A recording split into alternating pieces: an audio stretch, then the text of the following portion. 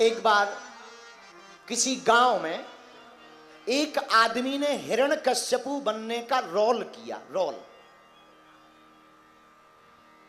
हिरण्यकश्यपु बना तो सामने एक नरसिंह बना। नरसिंह बना, जो व्यक्ति नरसिंह बना था झांकी में, उसको इतना जोश आ गया कि अपने आप को वाकई में नरसिंह मानने लगा। और जो हिरण्यकश्यपु बना था उसका गला पकड़ करके दबा करके मार डाला। बोले ले जय सिया राम। पुलिस पकड़ने आई, ले गई कि तुमने जो है झांकी में रामलीला करते ही करते मर्डर कर दिया, शर्म नहीं आती है, साइको है, पागल है। ले गए। कुछ लोग बोले एक काम करो, क्या, जरा चेक कर लो ये असली में कहीं डूब तो नहीं गया था। तो कुछ लोगों ने रामलीला में उसको दशरथ जी बनवाया। और जब राम जी का वनवास हुआ तो दशरथ जी ने जैसे प्राण त्यागे, उस आदमी ने भी राम जी की याद में अपने प्राणों को त्याग दिया।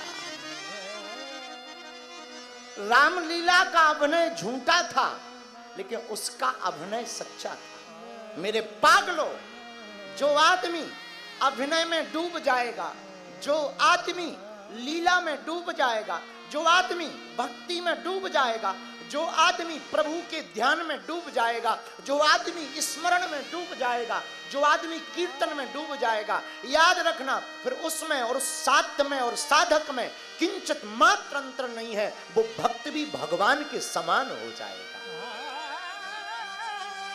वो फिर भगवत्ता को पा जाएगा। डूबना और खो जाना ही मोक्ष है, विलय हो जाना ही मुक्ति है। जब कोई नर्तकी नृत्य करती है और जब वो बहुत मस्त होकर के नृत्य करती है तो वो भूल जाती है कि मैं कहां नाच रही हूं। रोड पर नाच रही, ये राज दरबार में जब कोई गायक गायकी गाता है और वो राग में डूब जाता है तो वो भूल जाता है कि हम बाथरूम में गा रहे हैं या मंच पर गा रहे हैं। जब कोई चित्रकार चित्रकारी करता है तब वो डूब जाता है कि हमने चाय और पानी कब से नहीं किया, वो एकदम मस्त रहता है। मेरे पागलों, जब कोई बालक खेल में डूब जाता है तो वो भूल जाता है माँ कौन है और पिता कौन है। उसी प्रकार भारत के लोगों, अगर भक्त भगवान के लिए डूब जाए तो भक्त में और भगवान में किंचित मात्र भी अंतर नहीं होगा, दोनों एक हो जाएंगे। ईश्वर की प्राप्ति तभी संभव है जब तुम डूबोगे, जब तुम विलय होगे। बहुत से लोग हमारे पास आते, मुझे भगवान को पाना है, कोई उपाय बताओ। भगवान को पाना बिल्कुल भी कठिन नहीं है मेरे पागलों, तुम्हारा सरल होना बहुत कठिन है। भगवान को बहुत सरलता से पाया जा सकता है। भगवान को पाने के बहुत छोटे छोटे उपाय, किसी भी साधन से प्रभु की प्राप्ति हो सकती। ध्यान से, जप से, तप से, यज्ञ से, दान से, व्रत से, किसी भी साधन से आप प्रभु को पा सकते हो। भगवान को पाना बहुत सरल है, भगवान की प्राप्ति बहुत सरल है। भगवान कहीं बाहर है भी नहीं, भगवान ना मंदिर में है, भगवान ना बाहर बैठा है, ना भगवान तीर्थ में है। ये परमात्मा तो तुम्हारे अंदर है। हमारे पूज्य गुरुदेव कहते थे, मुझको कहां तू ढूंढे बंदे, मैं तो तेरे पास में, मुझे कहां ढूंढे। परमात्मा तो निकट है। हमसे कोई पूछे कि दुनिया में सबसे नजदीक क्या है, हमारी नजर में परमात्मा सबसे नजदीक है। भगवान से ज्यादा नजदीक कुछ भी नहीं। इसलिए प्रभु को पाना बहुत सरल है।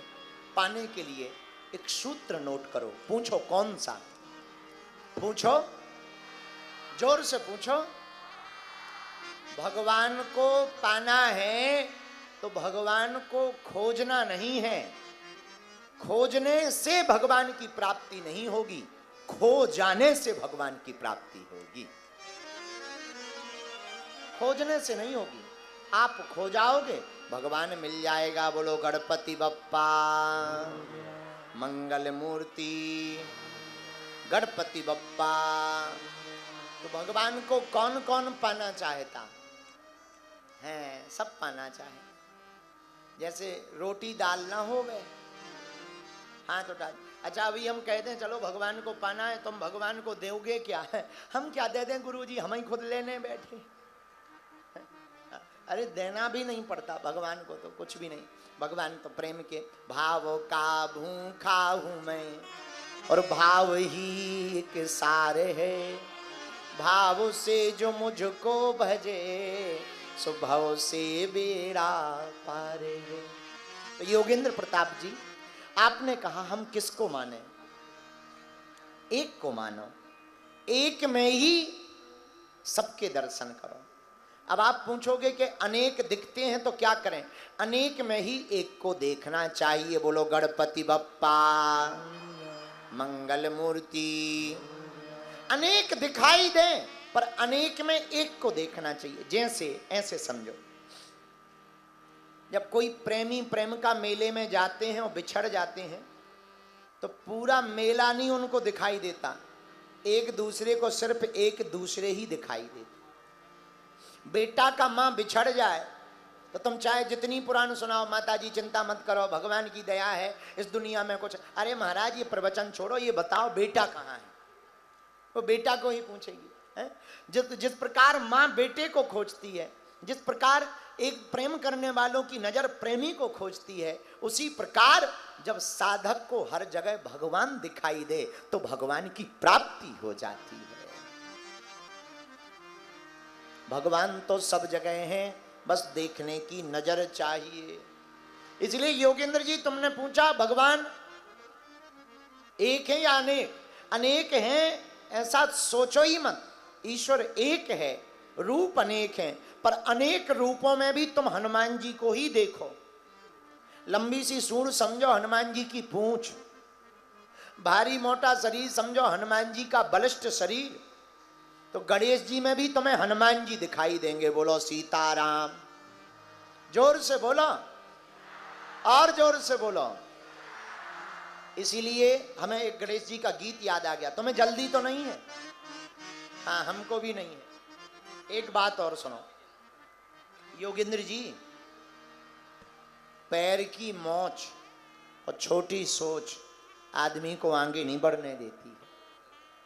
दोनों खतरनाक होती हैं। पैर में मोच हो, सोच छोटी हो, ऐसा आदमी आगे नहीं बढ़ पाता है। इसलिए हमको व्यापकता के साथ सोचना पड़ेगा।